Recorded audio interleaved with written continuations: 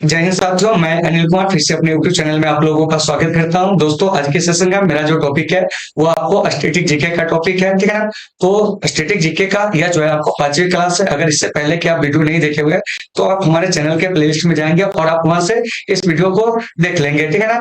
तो देखिए, ये जो स्टैटिक जीके है वो आपको आगामी जो आने वाली प्रतियोगी परीक्षाएं है उसके लिए आपको काफी ज्यादा महत्वपूर्ण है। तो चलिए साथियों, आज के इस सेशन को शुरू करते हैं। तो सेशन को शुरू करने से पहले जान लीजिए कि इसमें जो भी प्रश्न है वो अब तक के आपके एग्जाम में पूछे गए हैं। क्या है कि जो प्रश्न है उसी को क्या है कि यहाँ पे आपको स्टैटिक जीके के अंतर्गत जो है आपको रखे गए हैं। तो चलिए साथियों, शुरू करते हैं। तो देखिए, आज के सेशन का जो पहला प्रश्न है, देखिए क्या कह रहा है, समझिए पहले। कह रहा है कि ओलंपिक में प्रतिस्पर्धा करने वाली पहली भारतीय महिला जिम्नास्ट जो है निम्नलिखित में से कौन है। कह रहा है ज्योति मोरे, दीपा कर्माकर, अरुणा रेड्डी और बिंदु भोसले। तो इसका सही आंसर जो जाएगा ना वो आपको दीपा कर्माकर, क्या हो जाएंगे, दीपा कर्माकर, ठीक है ना। तो यहाँ से एक बात आती है कि दीपा कर्माकर जो है ओलंपिक में भारत की ओर से जो प्रतिस्पर्धा किए थे वो कब किए थे, तो ये आपको 2016 में। और किस ओलंपिक में, तो आपको रियो ओलंपिक में। किसमें, रियो ओलंपिक में। 3 6 से याद रखना। और ये जो रियो ओलंपिक है ये आपको वर्ष 2016 में जो हुआ था साथियों, वो आपको कहाँ हुआ था। और यहाँ से हम याद रखेंगे कि यह आपको वर्ष 2016 में ब्राजील में हुआ था। कहाँ हुआ था, ब्राजील में हुआ था। इन सभी चीजों को आप अच्छे से देख लेना। फिर यहाँ से एक बात आती है कि रियो ओलंपिक में भारत जो थे वो आपको कितने पदक जीते थे। तो देखिए, रियो ओलंपिक में भारत 2 पदक जीते थे। एक आपको बैडमिंटन में, किसमें, बैडमिंटन में, और एक जो है आपको कुश्ती में। क्या है, कुश्ती में। तो देखिए, तो बैडमिंटन में भारत को से जो पदक जीते थे वो आपको पीवी सिंधु को जीते थे। पीवी सिंधु जो कि आपको रजत पदक जीते थे। कौन पदक जीते थे, रजत पदक। ये भी आपसे पूछे जा सकते थे, इसे भी याद रखेंगे। दूसरी बात, कुश्ती में जो जीते थे वो आपको साक्षी मलिक को जीते थे। और साक्षी मलिक, ठीक है ना। तो यहाँ से आपके एग्जाम में प्रश्न पूछा जाएगा कि साक्षी मलिक कौन से पदक जीते थे रियो ओलंपिक में। कौन कहेंगे आपको, कांस्य पदक। क्या कहेंगे, कांस्य पदक। तो देखिए, यहाँ से आपके एग्जाम में कैसे प्रश्न पूछे जाएंगे, जरा सा इसे जान लेते हैं। आपसे प्रश्न ये पूछा जाएगा कि बताइए पीवी सिंधु का संबंध किस खेल से है, तो बैडमिंटन से। साक्षी मलिक क्या कहेंगे, तो वो आपको कुश्ती से। और रियो ओलंपिक में जो आपको भारत की ओर से जिम्नास्टिक में जो प्रतिनिधित्व किए थे, मतलब किए थे वो कौन, तो आपको दीपा कर्माकर। और यह प्रथम महिला है भारत की जो आपको ओलंपिक में क्या किया कि आपको जिम्नास्टिक स्पर्धा में जो है वो आपको भाग लिया। तो ये जो 1 नंबर प्रश्न है साथियों, इसका सही आंसर हो जाएगा वो आपको डी हो जाएगा। क्या हो जाएगा, डी हो जाएगा। चलिए अब चलते हैं हम लोग अगले प्रश्न पर। देखिए, तो अगला प्रश्न हमारा क्या कह रहा है, इस पर हम लोग क्या करेंगे, क्या आपको चर्चा करेंगे। तो देखिए यहाँ समझिए, कह रहा है साथियों कि इब्राहिम लोदी 1526 में पानीपत की पहली लड़ाई में किसके द्वारा मारा गया था। यानी कि पानीपत की जो पहली लड़ाई हुई थी वह आपको इब्राहिम लोदी और किसके बीच हुआ था, तो आपको बाबर के बीच। यहाँ से एक बात आती है कि पानीपत की पहली लड़ाई कब हुई थी, तो साथियों पानीपत की पहली लड़ाई जो होती है 1526 में। तो यहाँ से जान लीजिए पानीपत के 3 युद्ध हुए थे। क्या हुए थे, पानीपत के 3 युद्ध। देखिए, तो पानीपत का जो प्रथम युद्ध साथियों वो आपको 1526 ईस्वी में हुई थी। पानीपत का जो द्वितीय युद्ध क्या है, द्वितीय युद्ध, यह आपको कब हुई थी, 1556 में। और पानीपत का जो तृतीय युद्ध है साथियों वो आपको 1761 में हुआ था। इस बात को आपको याद रखना है। तो देखिए, तो पानीपत का जो पहला युद्ध है यह आपको बाबर और इब्राहिम लोदी के बीच हुआ था। बाबर और इब्राहिम लोदी के बीच इन चीजों को आपको याद रखना है। पानीपत का द्वितीय युद्ध जो है वो आपको अकबर, क्या है, अकबर और क्या है कि आपको हेमू के बीच हुआ था। क्या हुआ था, हेमू के बीच हुआ था। पानीपत का जो तृतीय युद्ध है यह आपको मराठों, क्या है, मराठों और अफगानों के बीच हुआ था। किसके बीच हुआ था, मराठों और अफगानों के बीच हुआ था। तो इन चीजों को आप अच्छे से याद रखना है। तो देखिए, पानीपत के प्रथम युद्ध में क्या था कि आपको बाबर ने क्या किया था कि आपको इब्राहिम लोदी को परास्त किया था। अकबर ने पानीपत के द्वितीय युद्ध में हेमू को परास्त किया था। और पानीपत के तृतीय युद्ध में अफगानों ने मराठों को क्या किया था कि आपको परास्त किया था। तो इन सभी चीजों का आपको याद रखना है। और पानीपत का जो है आपको युद्ध भूमि साथियों तो आपको हरियाणा में, क्या है, हरियाणा में। तो इन चीजों को भी आपको अच्छे से याद रखना है। तो इस प्रश्न का जो सही आंसर हो जाएगा वो आपको क्या हो जाएगा जानते हैं, तो वो आपको यानी कि ऑप्शन नंबर डी पावर हो जाएगा। चलिए अब चलते हैं हम लोग अगले प्रश्न की ओर। अगला प्रश्न हमारा क्या कह रहा है, इस पर हम लोग चर्चा करेंगे। देखिए क्या कह रहा है, सुनिए। कह रहा है कि मुगल काल में लीलावती पुस्तक का फारसी अनुवाद जो है वो आपको किसने किया था। तो देखिए, तो सबसे पहले ये जो लीलावती ग्रंथ है, ठीक है ना, ये आपको गणित पर आधारित ग्रंथ है। किस पर आधारित ग्रंथ है, गणित पर आधारित ग्रंथ है। दूसरी बात की लीलावती के जो लेखक है वो कौन है, तो वह आपको भास्कराचार्य, क्या है, भास्कराचार्य चारे, ये जो है वो आपको लीलावती ग्रंथ को क्या किया था, क्या आपको लिखा था। इन चीजों को याद रखना है। तो देखिए, तो ये जो लीलावती ग्रंथ है, ठीक है ना, तो यह ग्रंथ जो था वो आपको संस्कृत भाषा में लिखा गया था। लेकिन इसमें क्या था कि आपको जो फैजी था, क्या था, फैजी अबुल फजल का भाई था, इन्होंने क्या किया था कि इस ग्रंथ का फारसी में अनुवाद किया था। तो यहाँ से इस बात को आपको याद रखना है, ठीक है ना। तो देखिए, तो यहाँ से डायरेक्ट क्वेश्चन पूछा जाएगा कि बताइए कि लीलावती का फारसी में अनुवाद कौन किया था, तब क्या कहोगे, फैजी ने किया था, ठीक है ना। और यहाँ से एक प्रश्न और पूछे जा सकते हैं कि ये जो फैजी थे, अबुल फजल थे, ठीक है ना, ये आपको शेख मुबारक के पुत्र थे। अब दोनों अकबर के दरबार में क्या थे, कि आपको नवरत्न में से एक थे, यानी कि अकबर के जो 9 नवरत्न थे उसमें से आपको एक अबुल फजल भी थे और एक आपको कौन थे, तो आपको फैजी थे। दोनों में आपस में रिश्ता क्या था, तो आपको भाई का। उसके बाद है अब्दुल रहीम खान खाना, इन्होंने क्या किया था जानते हैं कि आपको बाबरनामा का क्या है, बाबरनामा का जो था वो आपको फारसी भाषा में अनुवाद किए थे। तो इन चीजों को आपको देखते चलना है। तो ये जो देख रहे हैं 4 नंबर प्रश्न, इसका सही आंसर जो हो जाएगा साथियों, तो आपको क्या हो जाएगा, तो आपको डी हो जाएगा। चलिए अब चलते हैं नेक्स्ट प्रश्न और देखिए क्या कह रहा है कि मुगलों से वैवाहिक संबंध स्थापित करने वाला जो प्रथम राजपूत राज परिवार था वो कौन था, तो वह था आपको कछवाहा राजपूत परिवार। क्या था, कछवाहा राजपूत परिवार। तो आप जानते होंगे कि भारमल की जो पुत्री थी, क्या थी, पुत्री थी हरकाबाई, क्या नाम था उसका, हरकाबाई, ठीक है ना।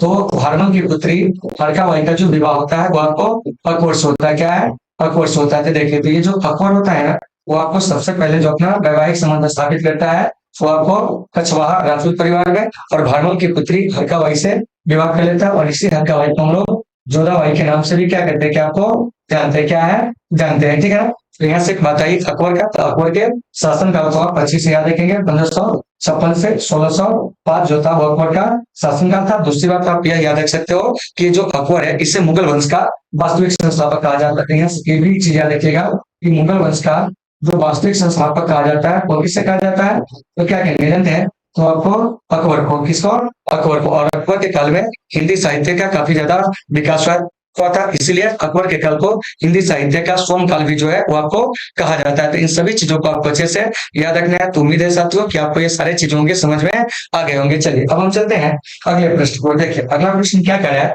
इस पर हम लोग बात करते हैं। देखिए कह रहा है कि कौन सा तट जो है भारत के पश्चिमी तट का भाग जो है वो आपको नहीं है। तो देखिए कह रहा है काठियावाड़ तट, तो देखिए पश्चिमी तट पर है। कोंकण तट, ये भी आपको क्या है जानते हैं कि आपको पश्चिमी तट पे है। उसके बाद क्या है मालाबार तट, यह भी पश्चिमी तट पर है। कोरमंडल तट जो कि आपको पूर्वी तट पर है, कहा है, पूर्वी तट पर है। तो देखिए, तो यहाँ पे बात आई पश्चिमी तट पूर्वी तट। तो देखिए, तो सबसे पहले ये दक्षिण भारत के, आप इस मैप को देख लीजिए, ठीक है ना। तो यह भारत का पश्चिमी तट है, क्या है, पश्चिमी तट है, ठीक है ना।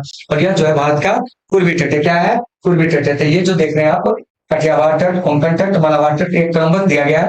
यह आपको कहाँ जाते हैं, ये सभी जो है वो आपको यानी कि पश्चिमी तट पे है, ठीक है ना। जबकि आपको कोरोमंडल तट जो है ये आपको पूर्वी तट पर है, क्या है, पूर्वी तट पर है। तो यहाँ से एक बात आती है कि भारत के कौन कौन से राज्य जो है वो आपको समुद्र तट को छूते हैं। तो साथियों याद रखिएगा कि भारत के टोटल 9 राज्य जो होते हैं वो आपको समुद्र तट को छूते हैं। तो चलिए पश्चिमी तट पर बात करते हैं, यानी कि अरब सागर से लगे हुए। तो देखिए इसमें एक जो हो जाएगा आपको सबसे पहले वो आपको गुजरात, क्या आ जाएगा, गुजरात से आप याद रखेंगे। उसके बाद जो हो जाएगा दूसरा, तो आपको गुजरात के नीचे महाराष्ट्र, क्या है, महाराष्ट्र। उसके बाद साथियों गोवा, क्या हो जाएगा, गोवा। गोवा के बाद हो जाएगा आपको कर्नाटक, क्या हो जाएगा, कर्नाटक। उसके बाद हो जाएगा आपको पांचवा इधर से हुआ जाएगा आपको केरल, क्या हो जाएगा, केरल। यानी कि पश्चिमी तट से भारत के जो 5 राज्य है वो आपको क्या है, आपको सटे हुए थे। इन चीजों को याद रखिएगा। उसके बाद देखिए इधर से अगर हम बात करते हैं पूर्वी तट से सटे हुए राज्यों की, इसमें आपको एक सबसे पहले पश्चिम बंगाल, क्या है, पश्चिम बंगाल। पश्चिम बंगाल के बाद जो हो जाएगा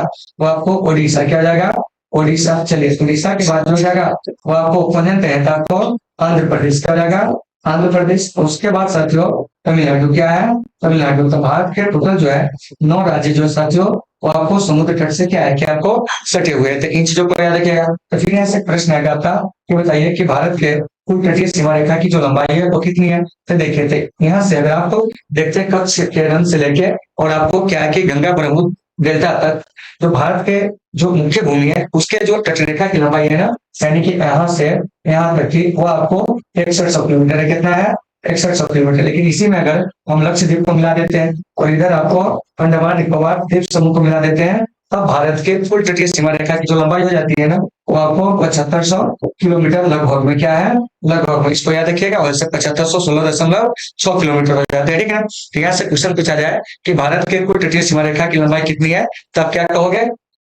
तो 7516.6 किलोमीटर। आज सीधे पूछेगा कि मुख्य भूमि का मतलब यहाँ से लेके यहाँ तक का तो हो जाएगा कितना, था आपको 6100 किलोमीटर। तो यहाँ से प्रश्न और पूछे जाएंगे कि बताइए कि भारत में किस राज्य का समुद्र तट जो है सबसे लंबा है, तो आपको गुजरात क्या है, गुजरात। और सबसे कम समुद्र तट की जो लंबाई है वो आपको गोवा का है। वहीं अगर हम दक्षिण भारत में बात करते हैं तो आंध्र प्रदेश जो है इसके पास सबसे अधिक जो है समुद्र तट की लंबाई है, क्या है, समुद्र तट की लंबाई है। तो आपके एग्जाम में क्वेश्चन डायरेक्ट आएगा कि बताइए कि भारत के किस राज्य की समुद्र तट की जो आपको लंबाई है सबसे ज्यादा है, तो क्या कहिएगा, गुजरात। सबसे कम कहेंगे तो गोवा। दक्षिण भारत में कहेंगे तो आपको आंध्र प्रदेश क्या हो जाएगा, आंध्र प्रदेश। तो उम्मीद है साथियों कि आपको ये सारे चीजें होंगे समझ में आ गए होंगे। चलिए अब हम चलते हैं अगले प्रश्न को। लेकिन उससे पहले इसका सही आंसर जो हो जाएगा वो आपको डी हो जाएगा। और आप लोगों को समझ में आ रही है या नहीं आ रही है, आप लोग कमेंट करके बताओगे। चलिए अब चलते हैं अगले प्रश्न को, देखिए क्या कह रहा है, सुनिए। खैर निम्नलिखित में से कौन सा लौह इस्पात उद्योग जो है आपको हिंदुस्तान स्टील लिमिटेड से शासित नहीं है, तो वो आपको उल्टी क्या है, उल्टी। तो देखिए तो ये जो उल्टी लौह इस्पात संयंत्र है वो आपको है कहाँ, तो सबसे पहले याद रखिएगा ये आपको पश्चिम बंगाल में कहा है, पश्चिम बंगाल में। फिर यहाँ पे और भी इस्पात संयंत्र दिए हुए हैं जैसे राउरकेला। तो राउरकेला इस्पात संयंत्र जो है ये आपको उड़ीसा में कहाँ है, उड़ीसा में। फिर यहाँ से आपको दुर्गापुर इस्पात संयंत्र यह आपको कहाँ है, तो आपको पश्चिम बंगाल में कहाँ है, पश्चिम बंगाल में। उसके बाद भिलाई इस्पात संयंत्र यह आप जो अब चला गया है छत्तीसगढ़ में। पहले मध्य प्रदेश में था लेकिन अब कहाँ चला गया, छत्तीसगढ़ में, ठीक है ना। तो देखिए तो कौन सा इस्पात संयंत्र कहाँ है उसको आप याद रखिएगा। तो देखिए तो ये जो दुर्गापुर इस्पात संयंत्र है साथियों यह आपको ब्रिटेन के सहयोग से क्या हुआ था, क्या आपको स्थापित हुआ था, किसके सहयोग से, ब्रिटेन के सहयोग से। राउरकेला कहेंगे तो ये आपको पश्चिमी जर्मनी के सहयोग से स्थापित हुआ था। इसके बाद भिलाई कहेंगे तो ये आपको यूएसएस आर के सहयोग से स्थापित हुआ था। तो कभी कभी आपके एग्जाम में ऐसे प्रश्न भी होते हैं वो आपको पूछ लिए जाते हैं कि कौन सा उद्योग जो है यानी कि लौह इस्पात उद्योग किस देश के सहयोग से क्या हुए थे, क्या आपको स्थापित हुए थे। तो इन चीजों को साथियों आपको अच्छे से याद रखना है। तो 7 नंबर प्रश्न का जो सही आंसर हो जाएगा वो आपको सी हो जाएगा, क्या हो जाएगा, सी हो जाएगा, ठीक है ना। तो इसमें हम देखिए थोड़ा सा एनालिसिस को, मतलब क्या है कि आपको किसी प्रश्न में ज्यादा करें किसी में जो है कुछ कम करें। तो देखिए तो समय को देखते हुए भी जो है सारे प्रश्नों का एनालिसिस हो रही है ताकि कम समय में अधिक से अधिक क्वेश्चन को टच करें। चलिए देखिए क्या करा है, कह रहा है कि सेलवास का अर्थ क्या है। तो देखिए कह रहा है कि सघन भूमध्य रेखीय वन अथवा वर्षावन। तो देखिए तो सेलवास जो है ना वो आपको एक वन का प्रकार है, वो भी कहाँ का, तो भूमध्य रेखा के आसपास का जो यह है आपको वर्षा वन है, क्या है, वर्षा वन है। तो इसका सही आंसर जो हो जाएगा वो आपको क्या हो जाएगा, ए हो जाएगा, क्या हो जाएगा, ए हो जाएगा। और यहाँ देखिएगा इक्वेटर लाइन के बारे में कि यह इक्वेटर लाइन जो है यह पृथ्वी को समान दो भागों में क्या करती है, क्या आपको बांटती है। और 0 डिग्री अक्षांश रेखा को हम लोग इक्वेटर लाइन यानी कि भूमध्य रेखा जो है वो आपको कहते हैं। तो इन चीजों को आपको बढ़िया से देख लेना है। तो 8 का सही आंसर ये हो जाएगा। चलिए चलते हैं अगले प्रश्न को, देखिए क्या करा है। रूर औद्योगिक प्रदेश जो है कहाँ है, उत्तरी अमेरिका, पोलैंड, जर्मनी, लंदन। का देखिए रूर औद्योगिक प्रदेश जो है वो आपको जर्मनी में है, ठीक है ना। और रूर जो है वो आपको कोयला के लिए क्या है कि आपको पूरी दुनिया में जो है वो आपको प्रसिद्ध है। तो याद रखिएगा कि रूर जो है किसके लिए प्रसिद्ध है, तो आपको कोयला के लिए, किसके लिए, कोयला के लिए, ठीक है ना। और यह औद्योगिक प्रदेश है कहाँ पे, क्या कहेंगे, जर्मनी में। तो देखिए यहाँ पे कई सारे देश जो है आपको दिए गए हैं। तो कभी कभी आपकी एग्जाम में इसके राजधानी भी जो होते हैं वो आपको पूछ लिए जाते हैं। देखिए तो उत्तरी अमेरिका की राजधानी का जो वो आपको वाशिंगटन डीसी, क्या कहेंगे, वाशिंगटन डीसी जो है वो आपको उत्तरी अमेरिका की क्या है, क्या आपको, सॉरी उत्तरी अमेरिका तो स्वयं क्या है, क्या आपको महादेश से, क्या है, महादेश से। तैयार देखिएगा कि अमेरिका की राजधानी कहेंगे तो वह आपको क्या हो जाएगा, जानते हैं, तो आपको वाशिंगटन डीसी क्या हो जाएगा, वाशिंगटन डीसी। इस बात को याद रखिएगा। उसके बाद पोलैंड की जो राजधानी है वो आपको वर्षा है, क्या है, वर्षा है। उसका जर्मनी की राजधानी कहेंगे तो आपको बर्लिन, क्या है, बर्लिन है। उसके बाद लंदन जो है वो आपको साथियों ब्रिटेन की क्या है, क्या आपको राजधानी, किसकी राजधानी है, ब्रिटेन की। तो आपके एग्जाम में ऐसे प्रश्न आ जाएगा, क्या जानते हैं कि आपको कभी कभी छटना भी रहता है, जैसे 3 गो राजधानी दे देगा, एक आपको देश दे देगा, तो वहां से आप उसे निकाल सकते हो। तो देखिए तो पोलैंड की राजधानी कहेंगे तो वर्षा, जर्मनी का तो बर्लिन, ब्रिटेन की राजधानी तो कहोगे लंदन। पर वाशिंगटन डीसी जो है अमेरिका की क्या है, क्या आपको राजधानी है। तो साथियों इन सभी चीजों को आपको अच्छे से देख लेना है। चलिए अब चलते हैं अगले प्रश्न को। देखिए अगला प्रश्न क्या कह रहा है इस पर हम लोग बात करते हैं। देखिए क्या कह रहा है, भारतीय संविधान में संघ अवशिष्ट शक्तियां निहित करके इसका अनुसरण जो है वो आपको किया गया है। तो देखिए तो अवशिष्ट शक्तियां जो है ना भारत में वो आपको कनाडा के संविधान से क्या है, क्या आपको प्रेरित है। तो देखिए, तो हमारे भारत में जो संघात्मक मॉडल है वो आपको कनाडा से प्रेरित है। इसके अलावा आपको क्या है कि अवशिष्ट शक्तियां का जो विषय है वो भी आपको कनाडा के संविधान से क्या है कि आपको प्रेरित है। इसके अलावा आपको राज्यपाल की नियुक्ति विशेषक प्रक्रिया कनाडा से ही क्या है प्रेरित है। इसके अलावा संघात्मक मॉडल, ठीक है ना। तो इन सभी चीजों को आपको अच्छे से देख लेना है। फिर यहाँ से एक बात आती है फ्रांस के संविधान से। तो देखिए साथियों, फ्रांस के संविधान से हमारे यहाँ गणतंत्रात्मक व्यवस्था जो है वो आपको प्रेरित है। तो अगर आपसे प्रश्न पूछा जाए कि बताइए ये जो भारतीय संविधान है, भारतीय संविधान में गणतंत्रात्मक व्यवस्था कहाँ से प्रेरित है, क्या कहेंगे, फ्रांस के संविधान से। ब्रिटेन के प्रणाली की बात करते हैं तो यहाँ से आपको संसदीय प्रणाली क्या है, संसदीय प्रणाली। तो देखिए संसदीय प्रणाली कहने का मतलब क्या हुआ कि पार्लियामेंट्री फॉर्म ऑफ गवर्नमेंट, ये आपको कहाँ से प्रेरित है, तो ब्रिटेन से। तो देखिए इसी संसदीय प्रणाली को हम लोग मंत्रिमंडल शासन प्रणाली भी कहते हैं। क्या कहते हैं, मंत्रिमंडल, क्या कहेंगे, मंत्रिमंडल शासन प्रणाली भी जो है इसको हम क्या है, क्या आपको कहते हैं, या इसी को उत्तरदायित्व, क्या है, उत्तरदायित्व शासन प्रणाली भी जो है आपको कहते हैं। तो इन चीजों को आपको अच्छे से देख लेना है। उसके बाद साथियों क्या है, थोड़ा सा ध्यान दीजिएगा कि ब्रिटेन से ही जो है वो आपको एकल नागरिकता, क्या है, एकल नागरिकता, इससे भी आपको रिकॉल करके चलना है कि एकल नागरिकता जो है आपको कहां से प्रेरित है, तो क्या कहेंगे, ब्रिटेन से। इसके अलावा आपको विधि का शासन और विधि निर्माण की प्रक्रिया याद रखिएगा। विधि का क्या कहेंगे, शासन, विधि का शासन जो है ये भी ऐसी ने दिया था। इसके अलावा आपको विधि निर्माण प्रक्रिया क्या है, विधि निर्माण क्या है, निर्माण प्रक्रिया, ये सब आपको कहां से प्रेरित है जानते हैं, ये सभी के सभी जो है वो आपको ब्रिटेन से जो है साथियों वो आपको प्रेरित है। इन चीजों को देख लेना है। उसके बाद है जर्मनी के जो संविधान है, तो जर्मनी के संविधान से जो है हमारे यहाँ आपात उपबंध, क्या है, आपात उपबंध जो है वो आपको प्रेरित है। तो इन सभी चीजों को देख लीजिएगा। तो देखिए, तो इस सारे चीजों को हम रिकॉल करा देते हैं इसलिए ताकि आपको सारी चीज याद है, ठीक है ना। अमेरिका से कहेंगे तो आपको मौलिक अधिकार, जनहित याचिका, ठीक है ना, राष्ट्रपति उपराष्ट्रपति का पद, राष्ट्रपति पर महाभियोग, उपराष्ट्रपति को हटाने की प्रक्रिया। इसके अलावा आपको मतलब ये जो है क्या कहते हैं, सर्वोच्च न्यायालय के आपको न्यायाधीश, ठीक है ना। इसके अलावा आपको उच्च न्यायालय के न्यायाधीशों को जो हटाने की प्रक्रिया है वो कहीं ना कहीं जो है वो आपको कहां से प्रेरित है जानते हैं, आपको अमेरिका से। इन सभी चीज को आप लोग देख लीजिएगा। चलिए अब चलते हैं अगले प्रश्न को। अगला प्रश्न क्या करा है उस पर चर्चा करते हैं, लेकिन उससे पहले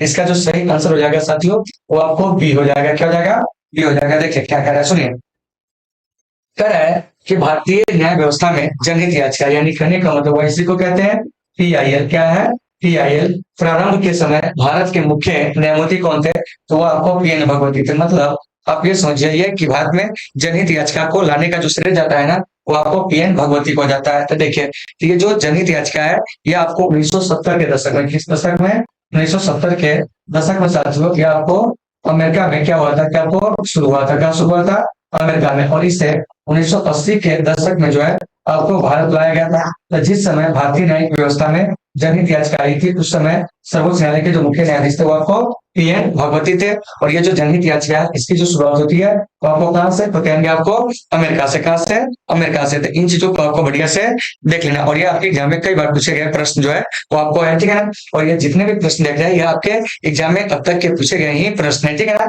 चलिए चलते हैं अगले प्रश्न को, लेकिन उससे पहले इसका सही आंसर आपको डी हो जाएगा। चलिए नेक्स्ट प्रश्न क्या कह रहा है इस पर हम लोग बात करते हैं। देखिए सुनिए, कह रहा है कि कौन से राज्यों ने स्थानीय सरकार के पंचायती राज स्वरूप को सर्वप्रथम अंगीकार किया था। मतलब कि पंचायती राज व्यवस्था को, ठीक है ना, कि आपको अंगीकार करने वाला जो प्रथम राज्य था वो कौन था। देखिए तो प्रथम राज्य था आपको राजस्थान और आपको मध्य प्रदेश। देखिए तो सबसे पहले राजस्थान 2 अक्टूबर 1959 को, उसके बाद आपको 11 अक्टूबर 1959 को ही आंध्र प्रदेश में पंचायती राज व्यवस्था को क्या होता है, क्या आपको शुरू किया जाता है।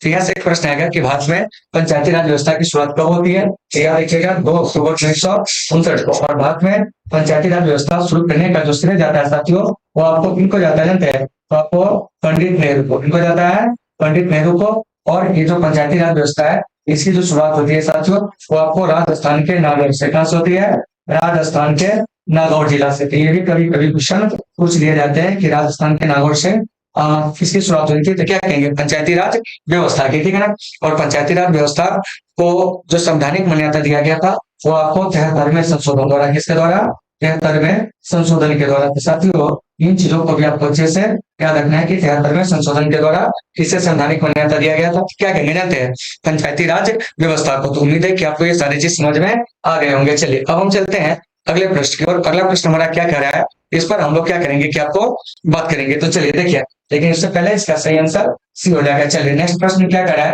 देखिए कह रहा है कि मूल अधिकारों से संबंधित जनहित याचिका कहाँ दायर की जा सकती है। तो देखिए कह रहा है मात्र उच्चतम न्यायालय के समक्ष ऐसा नहीं है, ठीक है ना, मात्र उच्च न्यायालय के समक्ष ऐसा भी नहीं है, किसी भी न्यायालय के समक्ष नहीं, तो ये गलत है क्योंकि न्यायालय में ही जनहित याचिका को दायर किया जाता है। तो देखिए तो इसका सही आंसर हो जाएगा उच्चतम न्यायालय और आपको उच्च न्यायालय दोनों में जो होते हैं तो आपको जनहित याचिका जो होते हैं ना साथियों, वो आपको क्या किया जाता है जानते हैं कि आपको दायर किए जाते हैं। तो इन सभी चीजों को आपको बढ़िया से देख लेना है। तो जनहित याचिका की जो शुरुआत हुई थी भारत में, उस समय मुख्य न्यायाधीश कौन थे, तो कहेंगे पीएन भगवती साहब, ठीक है ना। और भारत में जनहित याचिका किस दशक में आती है, 1980 के दशक में। और ये कहाँ से ली गई है, तो कहेंगे आपको अमेरिका से। कहाँ से, अमेरिका से। तो ये जो देख रहे हैं 13 नंबर प्रश्न, इसका सही आंसर जो हो जाएगा वो आपको ठीक हो जाएगा, ठीक है ना। चलिए अब चलते हैं अगले प्रश्न पर। अगला प्रश्न क्या कह रहा है समझिए, और आप लोगों को समझ में आ रही है या नहीं आ रही है आप बताएंगे। देखिए कह रहा है कि मौलिक अधिकार के स्वरूप में हटाए जाने से पूर्व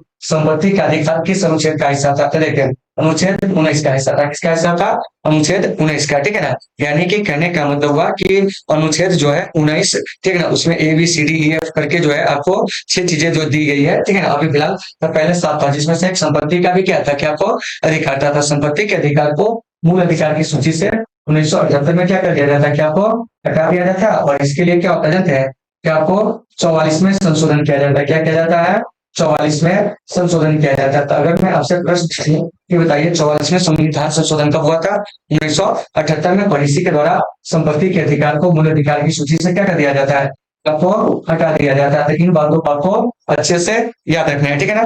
और अभी जो भारतीय नागरिकों को मौलिक अधिकार दिए गए वो कितने दिए गए, जानते हैं, तो आपको 6 प्रकार के दिए गए। तीन चीजों को याद रखिएगा। प्रारंभ में कितने प्रकार के मौलिक अधिकार थे, तो आपको 7 प्रकार के मौलिक अधिकार थे। तो ऐसे सारे प्रश्न होते हैं आपसे पूछे जाते हैं आपके एग्जाम में। इन सभी चीजों को आप देख लीजिएगा। और मौलिक अधिकार की संकल्पना जो है वो आपको अमेरिकी संविधान से क्या है कि आपको प्रेरित है। किससे प्रेरित है, अमेरिकी संविधान से। तो साथियों इन सभी चीजों को आपको अच्छे से देख लेना है। चलिए अब हम चलते हैं अगले प्रश्न को, लेकिन उससे पहले इसका आंसर कहेंगे तो आपको बी हो जाएगा। क्या हो जाएगा, बी, ठीक है ना। चलिए अब देख लेते हैं नेक्स्ट प्रश्न क्या है, सुनिए।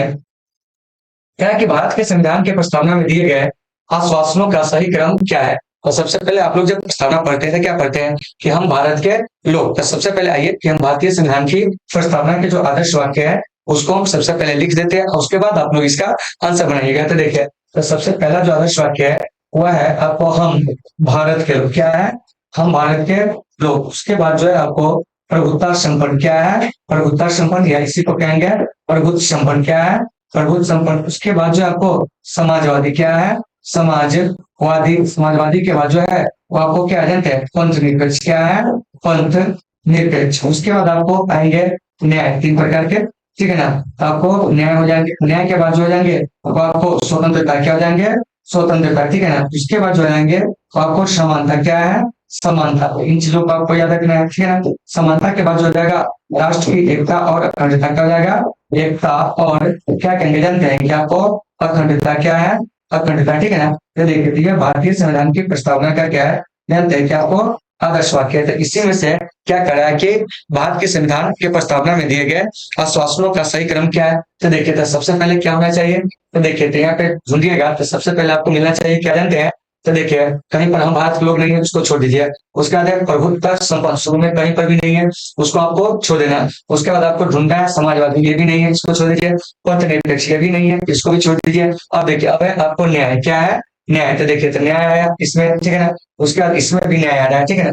न्याय के बाद जो क्या है स्वतंत्रता। क्या है, स्वतंत्रता। स्वतंत्रता के बाद क्या है, समानता। उसके बाद जो है आपको बंधुता। क्या है, बंधुता। तो इसका जो सही आंसर हो जाएगा ना साथियों वो आपको सी हो जाएगा। तो ऐसे प्रश्नों को आप इस प्रकार से देख सकते हो, ठीक है ना। तो यहाँ से कभी कभी प्रश्न आ जाएगा कि बताइए भारतीय संविधान की प्रस्तावना में कितने प्रकार के न्याय का उल्लेख है। तो क्या कहेंगे जानते हैं, 3 प्रकार के। क्या है, 3 प्रकार की, सामाजिक, आर्थिक और राजनीतिक। वहीं अगर हम बात करते हैं आपको किसके, स्वतंत्रता की, तो देखिए विचार, अभिव्यक्ति, विश्वास, धर्म और उपासना, अर्थात 5 प्रकार की जो है वो आपको स्वतंत्रता का उल्लेख। समानता, अवसर और प्रतिष्ठा, अर्थात 2 प्रकार के। क्या है, 2 प्रकार के। तो ये भी कभी कभी आपके एग्जाम में पूछ लिए जाते हैं। तो भारतीय संविधान की प्रस्तावना में जो न्यायिक आदर्श है वो आपको कहाँ से लिया गया जानते हैं, तो रूस के संविधान से जो है वो आपको प्रेरित है। तो इन सभी चीजों को आपको अच्छे से याद रखना है। तो उम्मीद है साथियों कि आपको ये सारे चीजों के समझ में आ गए होंगे। तो ये जो 16 नंबर प्रश्न है, सॉरी 15 नंबर, इसका सही आंसर सी हो जाएगा। चलिए अब चलते हैं अगले प्रश्न को। देखिए अगला प्रश्न क्या कह रहा है कि भारत के संविधान के अनुसार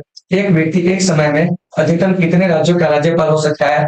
इसके बारे में कहीं भी जो है अधिकतम संख्या निर्धारित नहीं है। मतलब कि एक व्यक्ति वो एक राज्य का भी राज्यपाल हो सकता है, दो का भी हो सकता है, कि तीन का हो सकता है, चार का, ऐसा संविधान में निर्धारित नहीं है। तो देखिए, तो ये जो राज्यपाल होते हैं ना, इनकी नियुक्ति जो होती है राष्ट्रपति के द्वारा किया जाता है। इसका मतलब ये हो गया कि राज्यपाल जो होते हैं वो आपको राष्ट्रपति के प्रसाद प्रयत्न जो होते हैं वो आपको कार्य करते हैं। तो साथियों इन सभी चीजों को आपको अच्छे से देख लेना है। तो ये जो आप प्रश्न देख रहे हैं 16 नंबर, इसका सही आंसर जो हो जाएगा वो आपको डी हो जाएगा। चलिए अब चलते हैं आगे। हाँ, एक चीज और याद रखिएगा कि भारत में जो राज्यपाल की नियुक्ति विशेषक प्रक्रिया है साथियों, वह आपको कहां से प्रेरित है? आपको कनाडा से। क्या है? कनाडा से। और राज्यपाल जो होते हैं आपको प्रांतों में कार्यपालिका के क्या होते हैं कि आपको संवैधानिक प्रमुख होते हैं। ठीक है ना? इन सभी चीज को देख लीजिएगा। चलते हैं अगले प्रश्न को। देखिए क्या कह रहा है।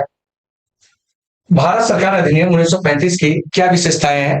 ये आपसे पूछे जा रहे थे। देखिए एक कह रहा है प्रांतीय स्वच्छता। देखिए तो सबसे पहले प्रांतीय स्वच्छता की जो स्थापना की गई थी 1935 के अधिनियम के द्वारा, यह सही है। संघीय न्यायालय की स्थापना का प्रावधान, यह भी सही है। केंद्र में अखिल भारतीय संघ की स्थापना का प्रयास, तो ये भी क्या है कि आपको सही है। तो दिए गए सभी कुछ जो है वो आपको सही है। क्या है? सही है। तो देखिए 1935 के अधिनियम के द्वारा क्या होता है कि प्रांतों को स्वच्छता दी गई, संघीय न्यायालय की स्थापना का प्रावधान किया गया। ठीक है? केंद्र में आपको क्या है कि ये जो अखिल भारतीय संघ है उसको स्थापित करने का प्रयास किया गया। ठीक है ना? हालांकि वो असफल रहा था। इसके अलावा आपको क्या था कि प्रांतों में जो है द्वैध शासन को समाप्त कर दिया जाता है। केंद्र में द्वैध शासन को क्या किया जाता है कि आपको लागू किया जाता है। भारत परिषद को जो होता है वो आपको समाप्त कर दिया जाता है। तो ये सभी जो है 1935 के अधिनियम की विशेषता है। और सबसे ज्यादा भारतीय संविधान पर अगर प्रभाव पड़ा है तो वह आपको 1935 के जो भारत शासन अधिनियम है उसी का। तो इस चीज को आप अच्छे से याद रखना है। ये जो 17 नंबर प्रश्न है इसका सही आंसर क्या हो जाएगा? तो आपको ये हो जाएगा। चलिए नेक्स्ट क्या कर रहा है सुनिए। दिए गए वाक्यों को ध्यान से आपको पढ़ना है। देखिए क्या कह रहा है। भारतीय संसद के दोनों सदनों में गतिरोध की स्थिति में संयुक्त बैठक का प्रावधान है।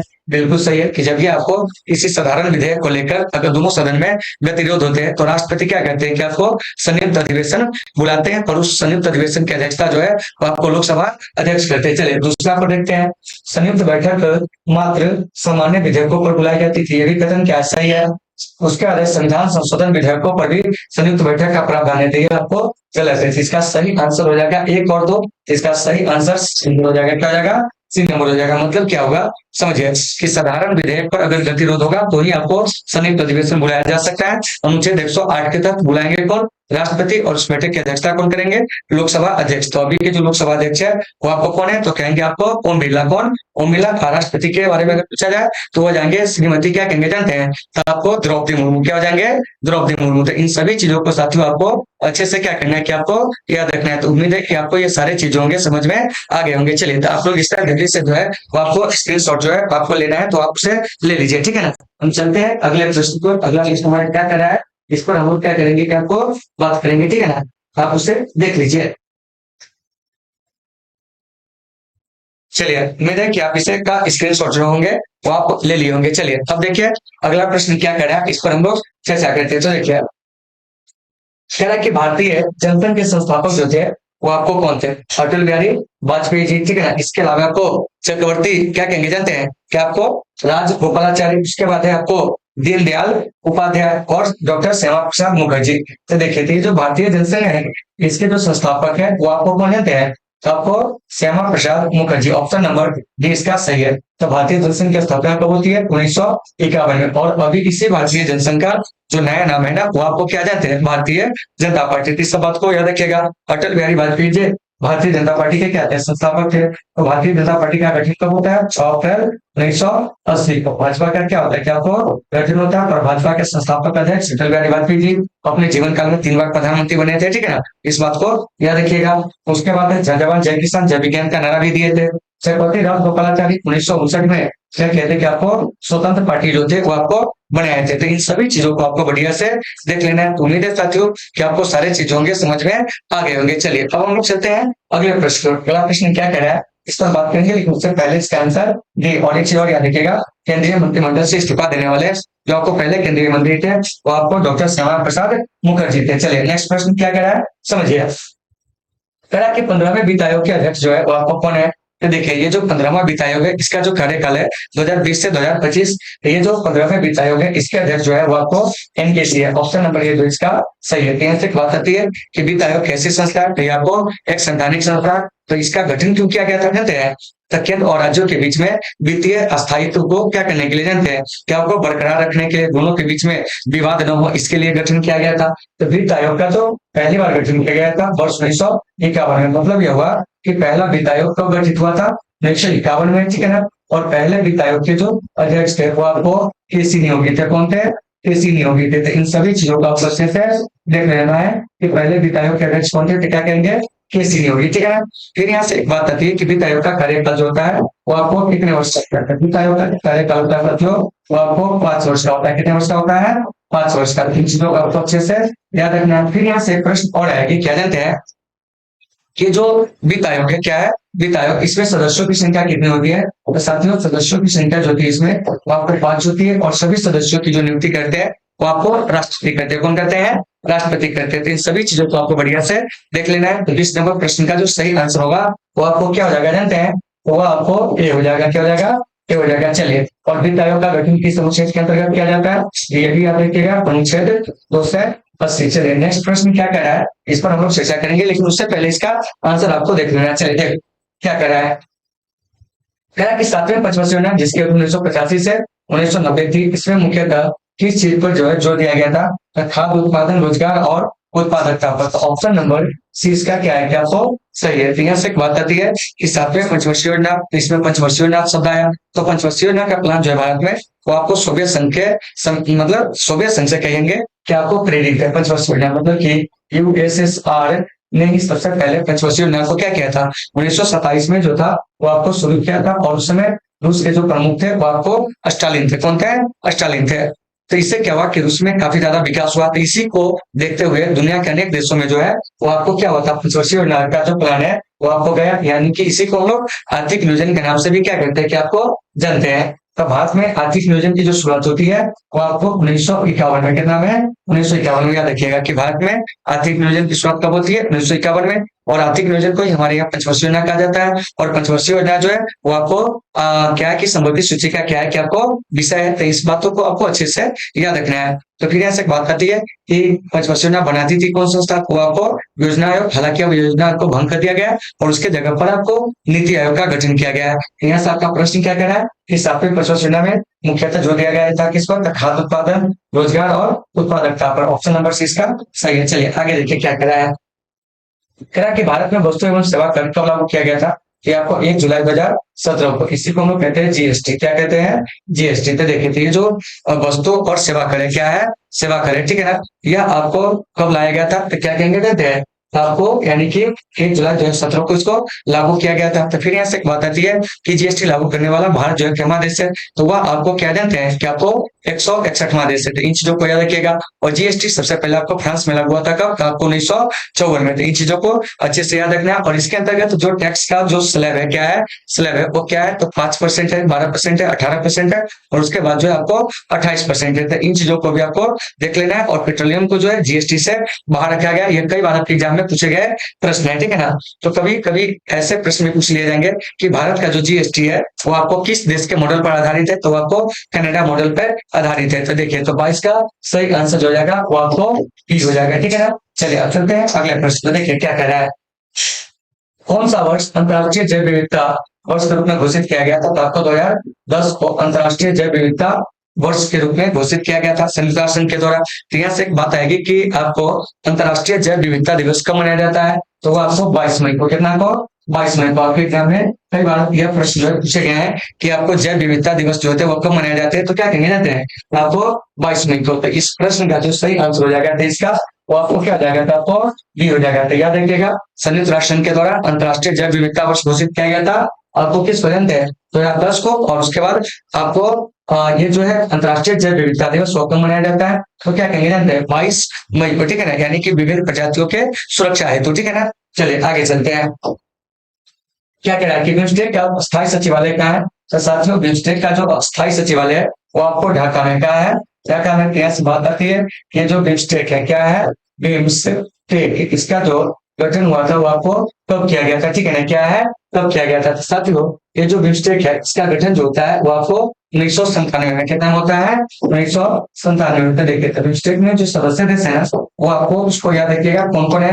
तो देखिए इसमें आपको श्रीलंका क्या है, श्रीलंका है, श्रीलंका के अलावा जो है तो आपको भारत है, क्या है, भारत है, भारत के अलावा जो है तो आपको भूटान है, क्या है, भूटान है, भूटान के अलावा जो जाएगा आपको नेपाल, क्या है, नेपाल, नेपाल के अलावा आपको बांग्लादेश, क्या है, बांग्लादेश, ठीक है ना, बांग्लादेश के अलावा आपको म्यांमार, क्या है, म्यांमार, छठा क्या याद रखेंगे, म्यांमार। और इसके अलावा आपको थाईलैंड, क्या है, थाईलैंड। देखिए तो दक्षिण पूर्व एशिया के 2 देश जो है वो आपको क्या है, बिम्स्टेक का सदस्य है। बाकी दक्षिण एशिया के 5 देश जो है बिम्स्टेक का सदस्य है। तो ये जो बिम्स्टेक है ना यह सार्क के विकल्प के रूप में क्या है कि आपको स्थापित किया गया था, क्योंकि सार्क में देख तो जाइएगा पाकिस्तान का जो होता है काफी ज्यादा जो होता है वो आपको क्या होता है कि आपको मतलब असहयोगात्मक रवैया रहता है। इस कारण से सार्क जो है अपने अस्तित्व को खो दिया। तब जाकर क्या होता है कि बिम्स्टेक का गठन जो होता है वो आपको 1997 में किया जाता है, क्या है, किया जाता है। तो देखिए तो बिम्स्टेक का मतलब क्या हो जाएगा, बे मतलब कि बे ऑफ क्या कहेंगे जाते हैं, बंगाल, क्या है, Bay of Bengal Initiative multi sectoral technical and economic मतलब कॉर्पोरेशन, ठीक है ना। तो इसको आपको अच्छे से याद रख लेना, इसके फुल रूप को भी। और इसका गठन कब होता है, 1997 में, ठीक है ना। और मुख्यालय इसका जो बनाया जाता है वो आपको ढाका में। तो इन सभी चीजों को याद रखना है। और यह किसका विकल्प है, तो कहेंगे यह आपको सात का विकल्प है। चलिए अगले प्रश्न पर चलते हैं। अगला प्रश्न क्या कर रहा है, ठीक है, कह रहा है तोमर वंश का अंतिम राजा था जिसने दिल्ली का सिंहासन जो है अपने दामाद पृथ्वीराज चौहान को जो था सौंप दिया था। तो वह था आपको अनंतपाल, कौन था, अनंतपाल, ठीक है ना। और ये जो पृथ्वीराज चौहान है, ठीक है ना, इन्होंने क्या किया था जानते हैं, कि आपको मतलब तराइन के पहले युद्ध में जो था वो आपको मतलब मोहम्मद गोरी को क्या किया था, कि आपको परास्त किया था। कभी कभी क्वेश्चन पूछा जाएगा कि तराइन का युद्ध हुआ कहा है, तो कहेंगे आपको हरियाणा में। और तराइन के 3 युद्ध हुए थे, आपको याद रखना है। एक आपको 1191 में, उसके बाद एक जो हुआ था 1192 में, और एक जो हुआ था 1215 में, क्या है, 1215 में। साथियों इन सभी चीजों को आपको अच्छे से याद रखना है कि तराइन के क्या हुए, तो आपको 3 युद्ध, पहला 1197, दूसरा 1191, तीसरा 1215 में, ठीक है ना। तो पहले युद्ध में पृथ्वीराज चौहान की जीत होती है, दूसरे में हार होती है, मोहम्मद गोरी से इनकी हार होती है। हालांकि पहले युद्ध में ये मोहम्मद गोरी को हराए रहते हैं। 1215 में इल्तुतमिश जो होता है, पानीपत का तृतीय युद्ध जो होता है वो आपको जीतता है। तो इस सब बात को आपको अच्छे से याद रखना है। तो उम्मीद है कि आपको आज का यह जो स्टैटिक जीके का क्लास है वो समझ में आ गए होंगे। तो चलिए साथियों आज की इस क्लास को हम यहीं पे विराम देते हैं, फिर मिलेंगे आपसे कल एक बेहतर क्लास के साथ। जब तक के लिए आप सभी साथियों से शुभ रात्रि, take care all of you.